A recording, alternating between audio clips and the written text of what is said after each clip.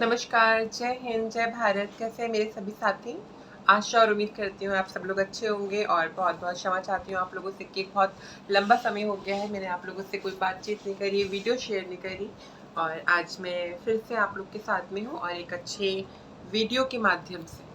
सर्वप्रथम तो बहुत-बहुत सॉरी फ़ील करती हूँ कि इतने समय से वीडियो नहीं बना पाई, लेकिन हम लोग की लाइफ़ में कुछ ना कुछ ऐसा उथल-पुथल चलती रहती है कि हम लोग थोड़ा डिस्टर्ब हो जाते हैं और मेरी लाइफ़ में भी गुज़रे ये 6 महीने बहुत भारी हैं, जिसके बारे में मैं आप लोगों से ज़रूर डिस्कस करूँगी। सर्वप्रथम तो बताना चाहती हूँ आप लोग को कि इस 21 अप्रैल को मैंने अपना सक्सेसफुल 2 इयर्स कंप्लीट कर लिए हैं और मेरे को एसआरएस में 2 इयर्स हो चुके हैं। तो मैं सबसे पहले तो अपना फीडबैक बताऊँगी आपको कि कैसा रहा ये जर्नी मेरे लिए।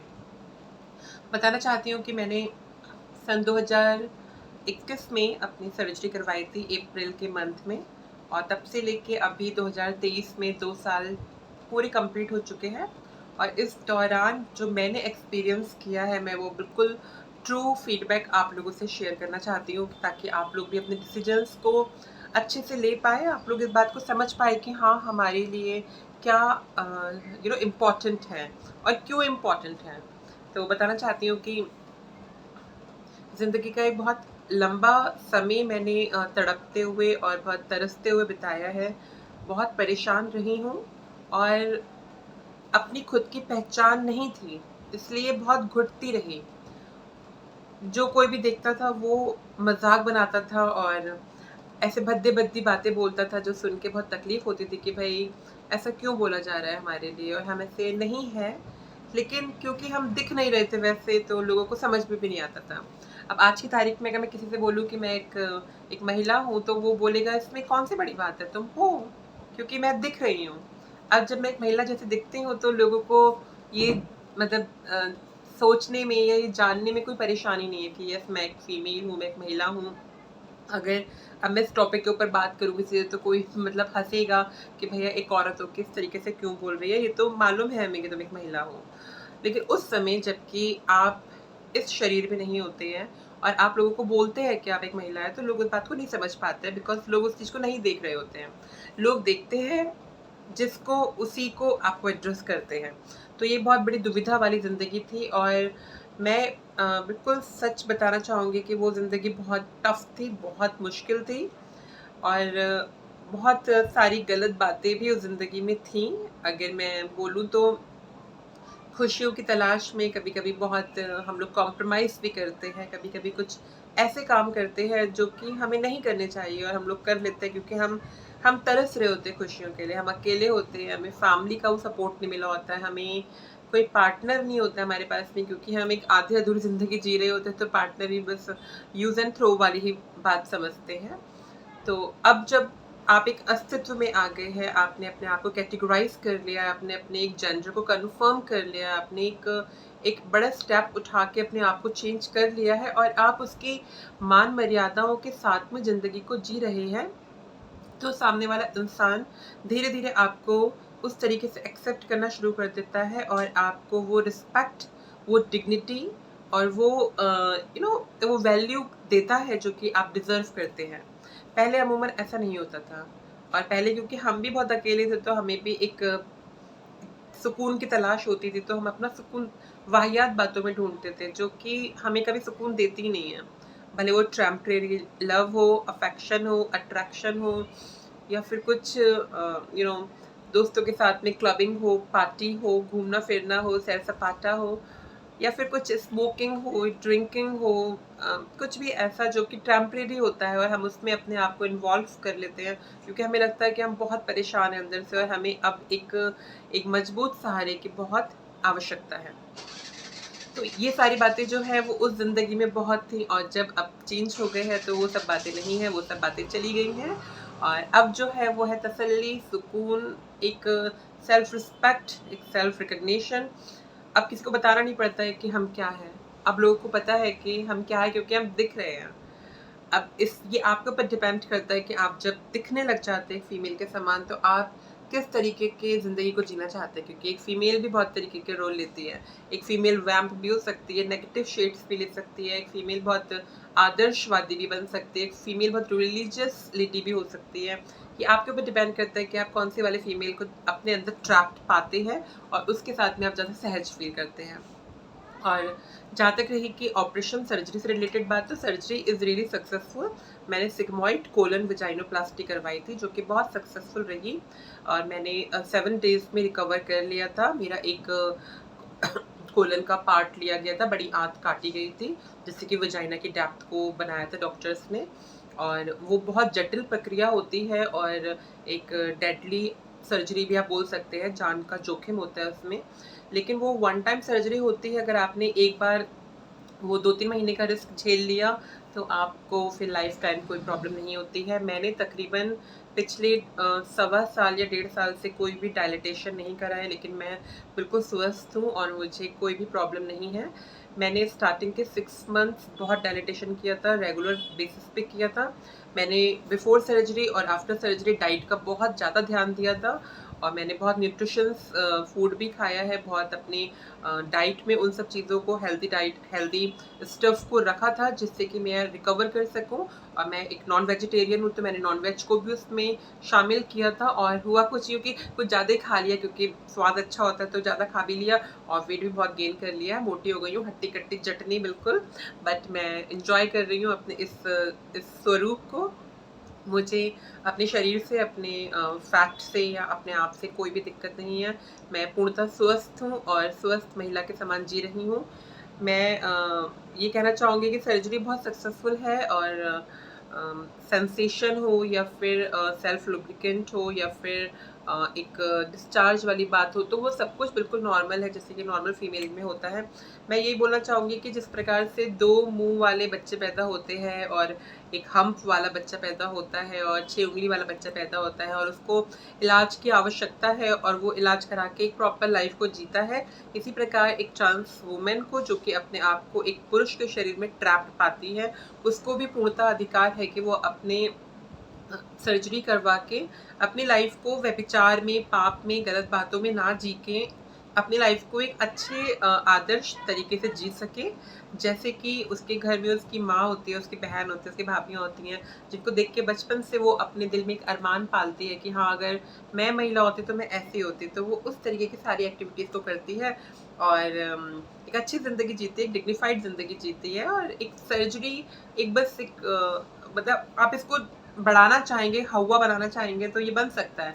अगर आप अपने दिमाग में सोच के बैठेंगे और ये भई एक मैन टू फीमेल हो गया, एक मेल टू फीमेल हो गया, तो वो बहुत बड़ा सुनने में लगता है। लेकिन आप इसको नॉर्मल ये देखेंगे कि एक बच्चा पैदा हुआ था, उसको कुछ जेनेटिकल प्रॉब्लम थी, उसको कुछ अ, ऐसा प्रॉब्लम था और उसने अपने आप को ऑपरेट करवाया है। उसको थोड़ा-सा ये डिस्फोरिया था या उसको अपने जेंडर के साथ में सहज महसूस नहीं कर रही थी और वो एक नॉर्मल सर्जरी करवा के एक फीमेल के समान जी रही है, जॉब कर रही है, उसकी फैमिली है, वो खुश है अपनी ज़िंदगी में, कोई गलत काम नहीं कर रही है, किसी का रेप नहीं कर रही है, किसी की हत्या नहीं कर रही है, अपने माता-पिता को अब्यूज़ नहीं कर रही है, अपने खानदान की नाक नहीं कटवा रही है, प्रोस्टिट्यूशन नहीं कर रही है, बेगिंग नहीं कर रही है, कुछ इस तरीके का हरकत नहीं कर रही है, जो कि अपराध की श्रृंखला में होता है। और सिर्फ़ एक चीज़ उसने करवाई है, वो भी इसलिए क्योंकि वो उसको डिप्रेशन से बचा रही थी। वो उसको उस नेगेटिव चीज़ों से बचा रही थी। पहले आप व्यभिचार में होते हैं, पाप में होते हैं, नशे में होते हैं और हर गलत चीज़ में होते हैं, लेकिन एक तरफ होने के बाद में वो सब चीज़ें चली जाती हैं और कहीं न कहीं आप बहुत सेटल्ड हो जाते हैं, बहुत सुकून महसूस करते हैं और उस सुकून के लिए मैं ज़रूर से इस सर्जरी को एक प्लस देना चाहूँगी कि वाक़ई में ये एक प्लस वाली सर्जरी है कि करवा लिया और उसके बाद में आप एक सेटल्ड लाइफ़ को जीते हैं। बशर्ते आप अपने आप को पहले ये सेट करें कि आप ये सर्जरी क्यों करवा रहे हैं। अगर आपके मन में सिर्फ़ और सिर्फ़ सेक्स भरा हुआ है दिमाग में कि मैं सर्जरी करवाने के बाद में सेक्स करूँगी और मैं अपनी लाइफ़ को अय्याशी के साथ जीऊँगी, तो ये सर्जरी मत करवाइएगा क्योंकि लिबिडो कहीं न कहीं कम हो जाता है। सेक्स का इतना मन नहीं करेगा आपको और आपको ज़्यादा मतलब अपने आप से प्यार होगा, अपने सेल्फ रिस्पेक्ट से प्यार होगा। अगर आप अपने आप के अंदर वाक़ई में एक महिला को ट्रैप्ड पाते हैं, तो ये सर्जरी ज़रूर करवाइए क्योंकि आप इसके बिना खुश नहीं रह सकते। लेकिन अगर आप सिर्फ़ सेक्स के लिए और गलत बातों के लिए सर्जरी करवाना चाहते हो तो कभी मत करवाइएगा, क्योंकि हो सकता है आपको बहुत जल्दी एसेक्सुअल वाली फीलिंग भी हो जाए और आपका मन भी ना करे इन सब चीज़ों के लिए। तो आपको डिप्रेशन हो सकता है कि लो हमने सोचा कुछ था, हो कुछ और गया। लेकिन मैं बहुत खुश हूँ और बहुत प्राउडली फ़ील करती हूँ कि यस मैं एक वुमेन हूँ, क्योंकि मैंने अपने आप को वुमेन के हिसाब से ढालना शुरू कर दिया है। मैं उस तरीके से रहती हूँ जैसे कि एक महिला रहती है। पहनना-ओढ़ना हो या वो बातचीत करना हो या फिर संस्कारों की बात हो, तो वो सब कुछ वैसा ही है। और मैं बहुत आप लोगों से इस बात को शेयर करना चाहती हूँ कि मैं वीडियो नहीं बना पाई थी, क्योंकि हमारे ऑफ़िस में जहाँ पे मैं जॉब करती थी, वहाँ पे जो मेरे जो मैनेजर जो अधिकारी सर थे वो चले गए थे, वहाँ से उनका ट्रांसफ़र हो गया था। दूसरे एक आ गए थे अधिकारी और बहुत सारा काम का प्रेशर हो गया था। बहुत ज़्यादा मेरे को पसंद हो गई थी, मैं तो मैं कर नहीं पाई। और मैं बताना चाहूँगी कि मैंने अपनी जॉब से रिज़ाइन भी कर दिया है इस 1 जून से। मैं बिल्कुल फ्री हो गई हूँ, अब मैं वहाँ पे जॉब नहीं कर रही हूँ, क्योंकि मुझे अच्छा नहीं लग रहा था। मैं एक यू नो सहज फ़ील नहीं कर रही थी, और जहाँ आपको सहज ना लगे वहाँ पे रहने से कोई मतलब नहीं बनता है, तो मैंने उस जॉब को छोड़ दिया है। अच्छी जॉब थी, मंत्रालय और कथक केंद्र बहुत बड़ा-बड़ा नाम है, तो मैंने वो सब छोड़ दिया है। मैं अभी अपनी NGO love the neighbour trust के लिए ही काम कर रही हूँ, और अब मैं बिल्कुल फ्री हूँ, तो मैं आपके लिए रेगुलर वीडियोज़ बनाया करूँगी और मैं लाइव भी आया करूँगी अपने इंस्टाग्राम पेज पे हर वीकेंड सैटरडे को रात 8:30 बजे से लेकर 9:30 बजे तक मैं आपको ऑनलाइन लाइव दिखूँगी। आपके जो भी सवाल होंगे आप मुझसे वहाँ पूछ सकते हैं। साथ ही साथ बताना चाहूँगी कि मैंने डॉक्टरेट भी कंप्लीट कर लिया है। मैंने पीएचडी कंप्लीट कर ली है धर्मशास्त्र बाइबल में, और मैं अब एक यू नो एक धर्मशास्त्री के समान भी कार्य कर रही हूँ, क्योंकि मैंने देखा है कि जो हमारी कम्युनिटी है वो हर जगह छाई हुई है। जब जो ट्रांसजेंडर्स होते हैं वो किन्नर अखाड़ा चला सकते हैं और वो महंत बन सकते हैं, वो पंडित बन सकते हैं, तो क्यों नहीं एक ट्रांसजेंडर प्रभु के राह में चल के एक सेवा कर सकती है और प्रभु के उपदेश लोगों को सुना सकती है। तो मैं किसी धर्म का प्रचार नहीं कर रही हूँ, बल्कि मैं अपने उस सुकून का और अपनी उस इच्छा का प्रचार ज़रूर कर रही हूँ, जो कि मैंने प्रभु यीशु मसीह में पाया है, और अब मेरा यही काम है।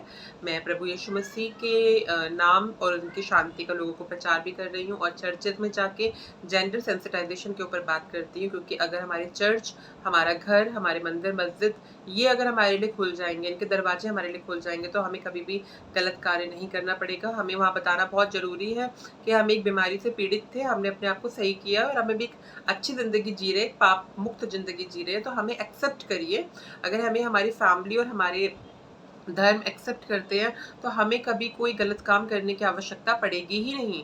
हम गलत तब करते हैं जबकि हमें आप छोड़ देते हैं, हमें अकेला छोड़ देते हैं ना, तो फिर हमारा जो भी हाथ पकड़ लेता है हम उसके साथ चल देते हैं और गलत कामों में पड़ जाते हैं। तो मैं इसलिए मेरा जो मोटो है वो चर्चेज़ को सेंसिटाइज़ करना है, ताकि मैं जेंडर के ऊपर उनसे खुल के बात कर सकूँ, बता सकूँ कि हाँ, ये सब परमेश्वर की तरफ से, ये कोई अपराध नहीं है, ये कोई पाप नहीं है। ये करने के बाद भी आप एक अच्छी ज़िंदगी जी सकते हैं, एक पाप से रहित ज़िंदगी जी सकते हैं, बशर्ते अगर आपके साथ में आपके अपने लोग खड़े हो तो, आपको सँभालने के लिए। तो इस नेक मकसद के साथ में मैं चर्चेज़ से जुड़ी हूँ और वहाँ पे प्रचार कर रही हूँ। मैं चर्चेज़ में जाती हूँ, वहाँ पे जाके मैं जेंडर से रिलेटेड बातचीत करती हूँ और प्रभु के कलाम से, उनके पवित्र शास्त्र बाइबल से भी बातचीत करती हूँ कि प्रभु ने कितनी अच्छी-अच्छी बातें हम लोग के लिए कही हैं। तो मैं ये दोनों कार्य वहाँ पे कर रही हूँ, साथ ही साथ में मैं अपने एनजीओ के तहत भी कार्य कर रही हूँ। मैं और डॉक्टर नितिन मिलके कर रहे हैं, और जो भी ट्रांस को कोई प्रॉब्लम होती है काउंसलिंग से रिलेटेड, एचआरटी, जेआईडी लेटर या इस तरीके की कोई दिक्कत होती है, या फिर सर्जरी के लिए डॉक्टर के पास में आना-जाना हो, या फिर सर्जरी के बाद में कहाँ रुकना है, कैसे रहना है, तो उन सब चीज़ों के ऊपर हम लोग अब कार्य कर रहे हैं, रणनीति बना रहे हैं और आगे बहुत अच्छे से कार्य करेंगे। मैं हो सकता है आज या कल में एक वीडियो और बनाऊँगी और उसमें अपने एनजीओ का ऑफ़िशियल फ़ोन नंबर आप लोगों से शेयर करूँगी, जो कि एक व्हाट्सएप नंबर होगा। आप लोग व्हाट्सएप पे अपना नाम, अपनी उम्र, अपना पता, अपना आधार कार्ड मुझे देंगे और उसके बाद में अपना क्वेश्चन पुट अप कर सकते हैं, और फालतू की चैट नहीं करूँगी उसमें, हाय हेलो दीदी कैसी हो, सुंदर हो, अच्छी हो, ये सब बातें नहीं करेंगे। काम की बात करेंगे, ज़रूरत की बात करेंगे और आगे बढ़ने की कोशिश करेंगे। तो इन सब बातों के साथ ही मैं आप लोगों से विदा लेती हूँ। वीडियो लंबी हो गई है, माफ़ कीजिएगा, और आप लोग मुझसे जुड़े रहिए। बहुत जल्दी मैं और एक्टिव होके सोशल मीडिया प्लेटफ़ॉर्म से आप लोगों की हेल्प करने के लिए रेडी हूँ। और मैं बताना चाहूँगी कि मैं एक फर्स्ट ट्रांस वुमेन के तौर पे कार्य कर रही हूँ, जो कि प्रीचर का कार्य कर रही है और प्रीचर के रूप में आगे बढ़ रही है। तो आप लोग का सपोर्ट चाहिए मुझे। हो सकता है आगे आने वाले कुछ दिनों में आप लोग ये भी देखें कि मैं अपने यूट्यूब पेज पे प्रभु यीशु मसीह की बात कर रही हूँ या बाइबल की बात कर रही हूँ। तो बहनों, उस चीज़ को अदरवाइज़ मत लीजिएगा, उस चीज़ को ये समझिएगा कि हाँ, वहाँ भी सेंसिटाइज़ेशन करना बहुत ज़रूरी है। अगर उन लोगों को सेंसिटाइज़ नहीं करेंगे, अपने धर्म विशेष के लोगों को नहीं बताएँगे अपनी उपयोगिता, अपनी इम्पोर्टेंस, तो वो लोग हमें धक्के मार के निकाल देंगे। फिर हम कहाँ जाएँगे?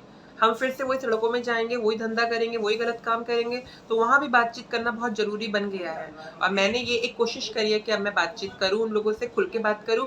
मुझे आप लोग का सपोर्ट चाहिए। चैनल को सब्सक्राइब करिएगा, चैनल से जाइएगा मत। ये मत सोचना कि संजना दीदी अब यीशु मसीह का प्रचार कर रही हैं। मैं बेशक विश्वास की बातें करूँगी, अपने टेस्टिमनी भी दूँगी, अपनी गवाहियाँ भी दूँगी और धर्म से रिलेटेड बातें भी करा करूँगी, क्योंकि मैं चाहती हूँ कि जो भी कोई क्रिश्चियन कम्युनिटी का व्यक्ति इस वीडियो को देखे, वो अपनी सोच को बदले। क्योंकि जब कहते नहीं है कि सोच बदलेगी, तभी इंडिया आगे बढ़ेगा। सोच को बदलना बहुत ज़रूरी है। तो अब सोच को बदलने के लिए कार्य कर रही हूँ और मेन टारगेट पे लेके चलती हूँ। अब सबसे पहले तो समाज के उन गंदे लोगों को जो कि हमें समझते नहीं हैं, और उन धर्म विशेष के लोगों को जो कि हमें अपने अपने धर्मों के हिसाब से पापी घोषित कर चुके हैं। भले वो इस्लाम हो, चाहे क्रिश्चियनिटी हो, चाहे हिंदुइज़्म हो, चाहे कुछ भी हो। मैं हर उसकी बात करना चाहूँगी यहाँ पे। और क्योंकि मैं एक बाई बर्थ क्रिश्चियन हूँ, तो मैं उस रिलीजन को ज़्यादा समझती हूँ, मैंने उस बुक्स को पढ़ा है, तो मैं उसको ज़्यादा कोट करके बात करूँगी। लेकिन मैं बात करूँगी ऐसे जिसमें आपका और मेरा और हमारी कम्युनिटी का फ़ायदा होगा। जय यीशु और जय भारत। आप लोगों से विदा लेती हूँ। धन्यवाद। नमस्कार।